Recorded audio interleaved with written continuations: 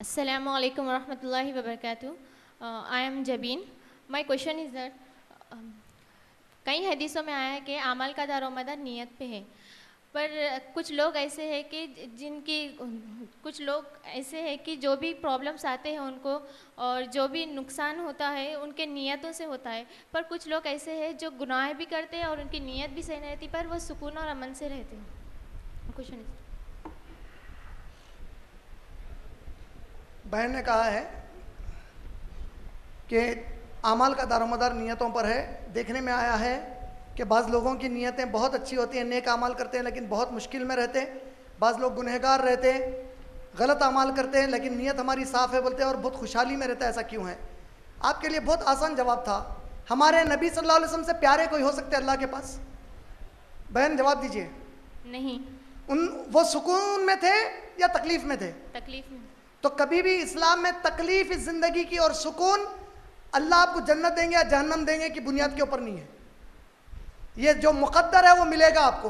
उल्टा अल्लाह ताला ने कुरान में कहा है कि गुनहगारों को थोड़े दिन की खुशी मना लेने दो, फिर हम एक बड़े अजाब की तरफ इनको फेर देंगे. सुम्मा इन्ना इलैना इयाबहुम, फिर इनको हमारे पास लौट कर आना है. व इन्ना अलैना हिसाबहुम, फिर इनका खूब ज़बरदस्त हिसाब ले लेंगे बोले अल्लाह ताला. तो खुशहाली गुनहगारों की देखकर आप ये मत समझिए कि अल्लाह इनसे राजी है इसलिए देते चले जा रहे हैं. अल्लाह के नबी सल्लल्लाहु अलैहि वसल्लम ने फरमाया,